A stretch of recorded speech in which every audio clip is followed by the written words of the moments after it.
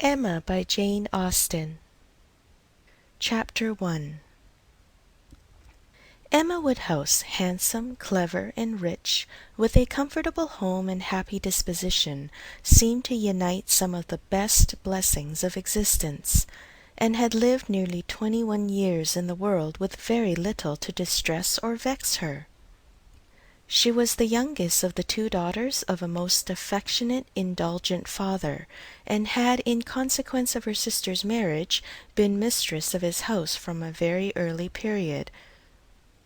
Her mother had died too long ago for her to have more than an indistinct remembrance of her caresses, and her place had been supplied by an excellent woman as governess, who had fallen little short of a mother in affection. 16 years had Miss Taylor been in Mr. Woodhouse's family, less as a governess than as a friend, very fond of both daughters, but particularly of Emma. Between them it was more than the intimacy of sisters. Even before Miss Taylor had ceased to hold the nominal office of governess, the mildness of her temper had hardly allowed her to impose any restraint. And the shadow of her authority being now long passed away, they had been living together as friend and friend, very mutually attached, and Emma doing just what she liked, highly esteeming Miss Taylor's judgment, but directed chiefly by her own. The real evils, indeed, of Emma's situation were the power of having rather too much her own way, and a disposition to think a little too well of herself. These were the disadvantages which threatened alloy to her many enjoyments. The danger, however, was at present so unperceived that they did not by any means rank as misfortunes to her.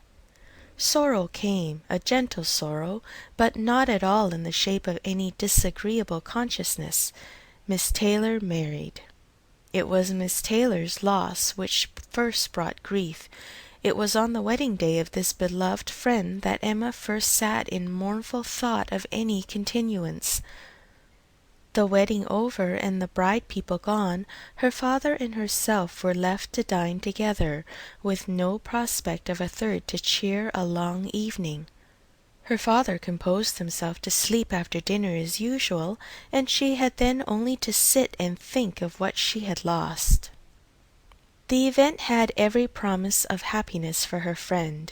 Mr. Weston was a man of unexceptionable character, easy fortune, suitable age, and pleasant manners, and there was some satisfaction in considering with what self-denying, generous friendship she had always wished and promoted the match. But it was a black morning's work for her. The want of Miss Taylor would be felt every hour of every day. She recalled her past kindness, the affection of 16 years, how she had taught, and how she had played with her from 5 years old, how she had devoted all her powers to amuse and attach her in health, and how nursed her through the various illnesses of childhood. A large debt of gratitude was owing here, but the intercourse of the last 7 years, the equal footing and perfect unreserve which had soon followed Isabella's marriage, on their being left to each other, was yet a dearer, tenderer recollection.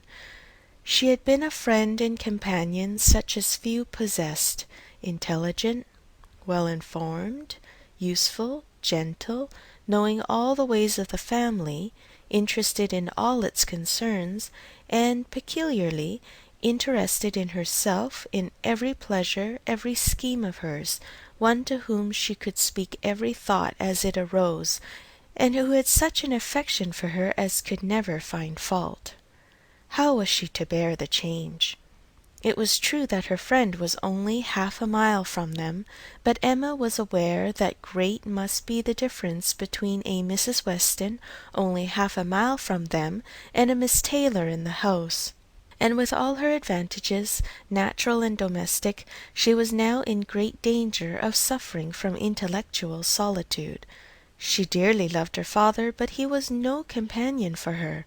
He could not meet her conversation, rational or playful. The evil of the actual disparity in their ages, and Mr. Woodhouse had not married early, was much increased by his constitution and habits, for having been a valetudinarian all his life, without activity of mind or body, he was a much older man in many ways than in years, and though everywhere beloved for the friendliness of his heart and his amiable temper, his talents could not have recommended him at any time.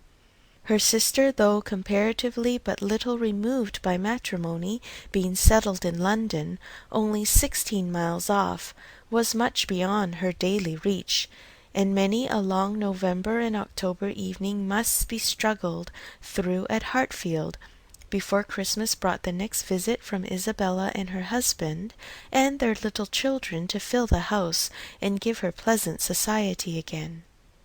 Highbury, the large and populous village, almost amounting to a town, to which Hartfield, in spite of its separate lawn, the shrubberies, and name, did really belong, afforded her no equals. The Woodhouses were first in consequence there. All looked up to them. She had many acquaintance in the place, for her father was universally civil, but not one among them who could be accepted in lieu of Miss Taylor for even half a day. It was a melancholy change, and Emma could not but sigh over it, and wish for impossible things, till her father awoke and made it necessary to be cheerful. His spirits required support. He was a nervous man, easily depressed, fond of everybody that he was used to, and hating to part with them, hating change of every kind. Matrimony as the origin of change was always disagreeable, and he was by no means yet reconciled to his own daughter's marrying, nor could ever speak of her but with compassion, though it had been entirely a match of affection, when he was now obliged to part with Miss Taylor too, and from his habits of gentle selfishness, and of being never able to suppose that other people could feel differently from himself, he was very much disposed to think Miss Taylor had done as sad a thing for herself as for them, and would have been a great deal happier if she had spent all the rest of her life at Hartfield. Emma smiled and chatted as cheerfully as she could, to keep him from such thoughts, but when tea came it was impossible for him not to say exactly as he had said at dinner. "Poor Miss Taylor! I wish she were here again. What a pity it is that Mr. Weston ever thought of her!" "I cannot agree with you, papa. You know I cannot. Mr. Weston is such a good-humoured, pleasant, excellent man, that he thoroughly deserves a good wife, and you would not have had Miss Taylor live with us forever, and bear all my odd humours, when she might have a house of her own." "A house of her own! But what is the advantage of a house of her own? This is 3 times as large, and you have never any odd humours, my dear." "How often we shall be going to see them, and they coming to see us! We shall be always meeting. We must begin. We must go and pay wedding visit very soon." "My dear, how am I to get so far? Randalls is such a distance. I could not walk half so far." "No, papa, nobody thought of your walking. We must go in the carriage, to be sure." "The carriage! But Jane will not like to put the horses to for such a little way, and where are the poor horses to be while we are paying our visit?" "They will be put up into Mr. Weston's stable, papa. You know we have settled all that already. We talked it over with Mr. Weston last night. And as for James, you may be very sure he will always like going to Randalls, because of his daughter's being housemaid there. I only doubt whether he will ever take us any place else." "That was your doing, papa. You got Hannah that good place. Nobody thought of Hannah till you mentioned her. James is so obliged to you." "I am very glad I did think of her. It was very lucky, for I would not have had poor James think himself slighted upon any account, and I am sure she will make a very good servant. She is a civil, pretty-spoken girl. I have a great opinion of her. Whenever I see her she always curtsies, and asks me how I do in a very pretty manner, and when you have had her here to do needlework, I always observe she turns the lock of the door the right way and never bangs it. I am sure she will be an excellent servant, and it will be a great comfort to poor Miss Taylor to have somebody about her that she is used to. Whenever James goes over to see his daughter, you know, she will be hearing of us. He will be able to tell her how we all are." Emma spared no exertions to maintain this happier flow of ideas, and hoped by the help of backgammon to get her father tolerably through the evening, and be attacked by no regrets but her own. The backgammon table was placed, but a visitor immediately afterwards walked in and made it unnecessary. Mr. Knightley, a sensible man about 7 or 8 and 30, was not only a very old and intimate friend of the family, but particularly connected with it, as the elder brother of Isabella's husband. He lived about a mile from Highbury, was a frequent visitor, and always welcome, and at this time more welcome than usual, as coming directly from their mutual connections in London. He had returned to a late dinner, after some days' absence, and now walked up to Hartfield to say that all were well in Brunswick Square. It was a happy circumstance, and animated Mr. Woodhouse for some time. Mr. Knightley had a cheerful manner which always did him good, and his many inquiries after poor Isabella and her children were answered most satisfactorily. When this was over, Mr. Woodhouse gratefully observed, "It is very kind of you, Mr. Knightley, to come out at such a late hour to call upon us. I am afraid you must have had a shocking walk." "Not at all, sir. It is a beautiful moonlight night, and so mild that I must draw back from your great fire." "But you must have found it very damp and dirty.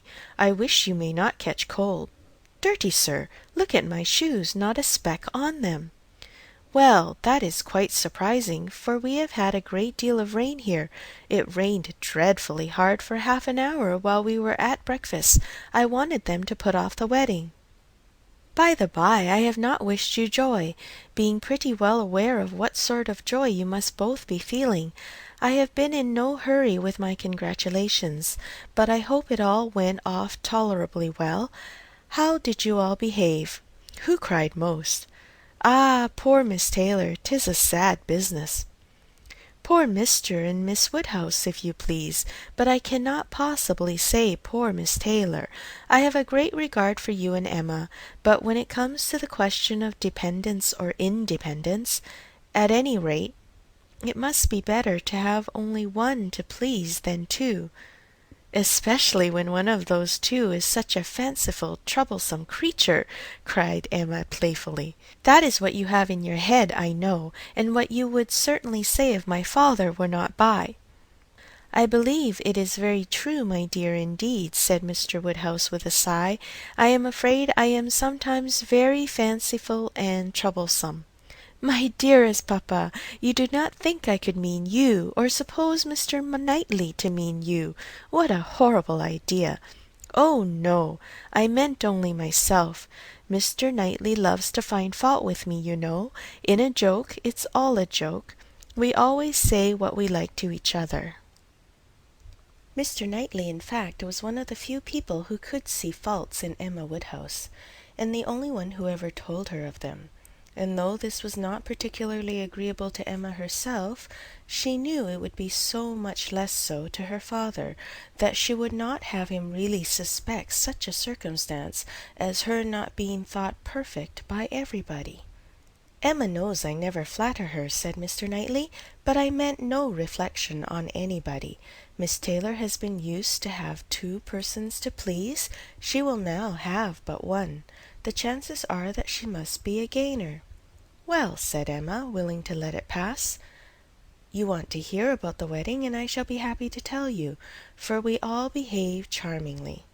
Everybody was punctual, everybody in their best looks, not a tear and hardly a long face to be seen. Oh, no, we all felt that we were going to be only half a mile apart, and were sure of meeting every day."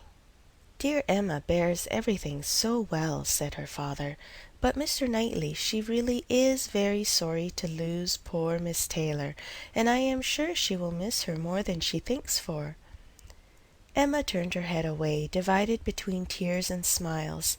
"It is impossible that Emma should not miss such a companion," said Mr. Knightley.